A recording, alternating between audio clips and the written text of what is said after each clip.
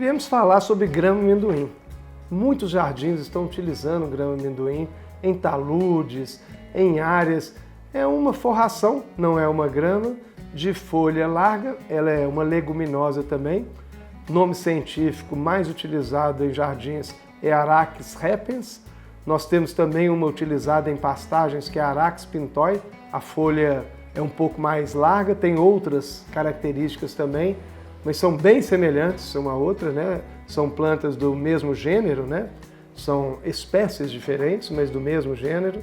Então são bem próximas uma da outra, que muita gente até confunde. Para uma pessoa que não está acostumada a ver grama, amendoim, até confunde.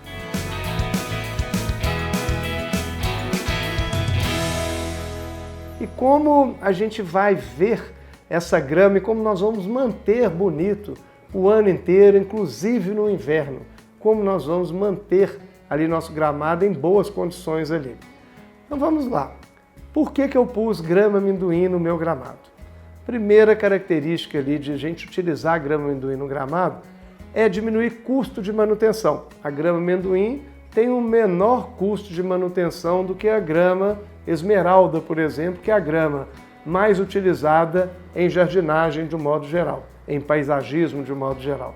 Então, a grama amendoim eu vou reduzir esse custo de manutenção. Por que eu vou reduzir esse custo de manutenção? Porque eu vou dar menos corte durante o ano. Eu vou dar aí no máximo 4 cortes, no mínimo 2 cortes durante um ano.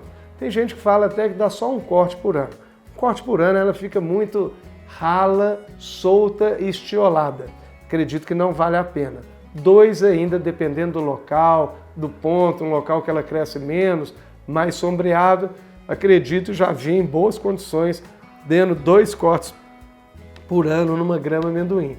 Em outros sentidos, em outras ocasiões, ela pode ser feita em lugar que está com muito sol, com muito crescimento, aí raramente vai ser menos que 3 cortes por ano. Porque se deixar mais, ela vai ficando muito rala, principalmente por baixo, e muito alta. Fica ali com 40, 50 centímetros de altura, é muito grande uma grama nessa altura ali. Então não é para deixar uma grama. Essa grama, o ideal é que ela atinja no máximo 30 centímetros.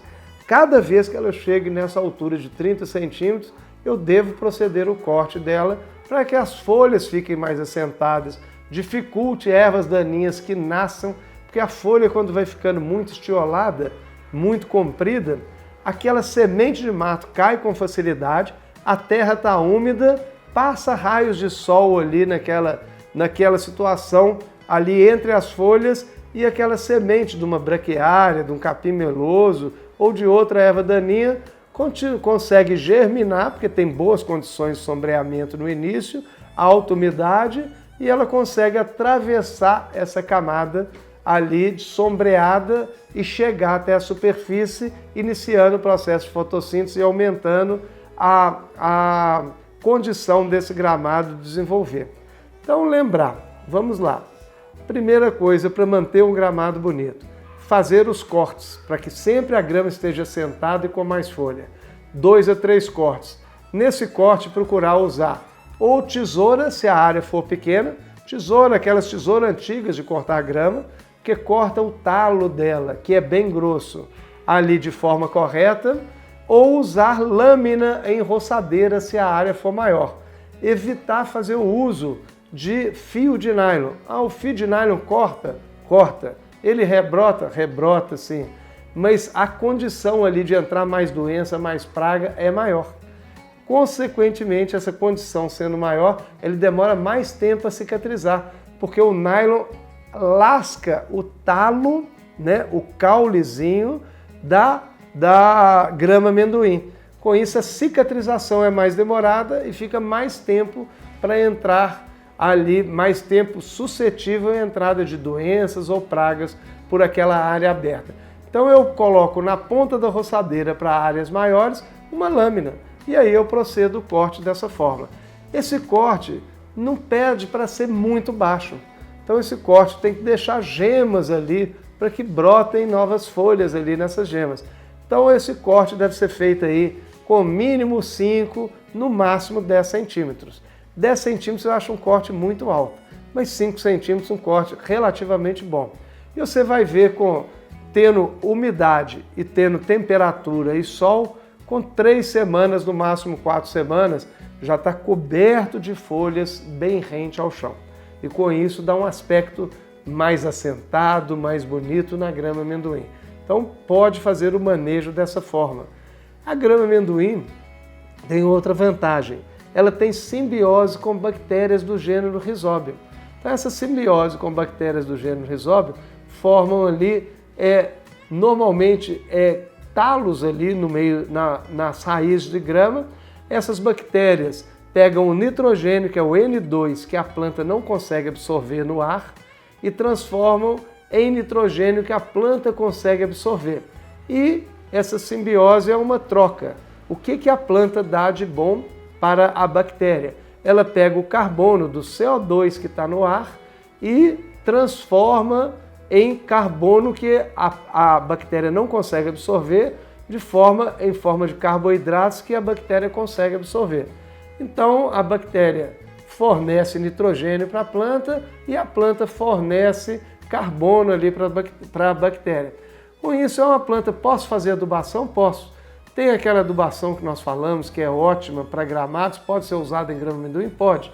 Porque às vezes num solo urbano, que não tem muito micro-organismo, pode você ter pouca quantidade dessa bactéria disponível ali. Então você vai ter menor quantidade de nódulos ali na sua raiz com bactérias. Então você vai precisar fornecer nitrogênio de alguma outra forma. E o NPK misturado com o Floema foliagem seria uma boa opção, fazendo uma, no máximo 2 adubações anuais para manter a coloração verde e manter os níveis de micronutrientes de forma agradável ali. Se você vê que sua grama amendoim sempre está um verde escuro, não há necessidade de você aplicar esse NPK. Você pode fornecer só os micronutrientes com uma adubação foliar, usando 1 grama por litro d'água do Floema foliagem, ali que pode ser de 2 em 2 meses, 3 em 3 meses, pulverizado sobre as folhas ali. A grama amendoim é suscetível também a algumas pragas que são normalmente reincidentes na planta. Uma delas é o ácaro. O ácaro, principalmente no inverno, com a baixa da umidade, a proliferação na grama amendoim é maior. E o ácaro está sob as folhas, então está debaixo, na face dorsal da folha, por baixo da folha ali.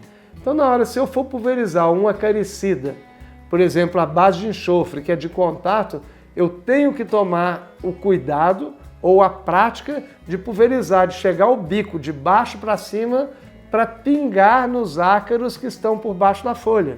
Então é um manejo dessa praga que normalmente você vê errado, a pessoa pulveriza só por cima das folhas. O ácaro estando por baixo, não tendo contato com esse acaricida à base de enxofre, não vai ter o efeito desejável. Você vai pulverizar e não vai combater nenhum, porque não teve contato do produto. Então é lembrar, virar o bico de baixo para cima e pulverizar por baixo para acertar o ácaro. Outra praga recorrente é uma lagartinha muito pequena na grama amendoim. Então dá uma lagartinha fácil de combater, podemos usar os produtos biológicos, né, que funcionam muito bem, tem vários produtos no mercado. O princípio ativo é Bacillus thuringiensis, então são bactérias que combatem a lagarta com extrema eficiência. Também o produto tem que ter contato com a lagarta.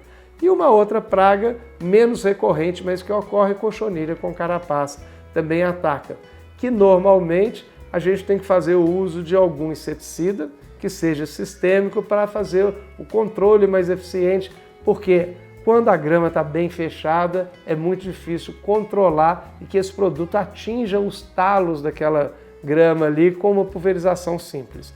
Então tomar mais cuidado ali. E para usar esses produtos sistêmicos, verificar se existem esses produtos domissanitários, que existem, para utilizar em área urbana, ou os agrotóxicos para utilizar juntamente com o agrônomo da sua região em áreas rurais.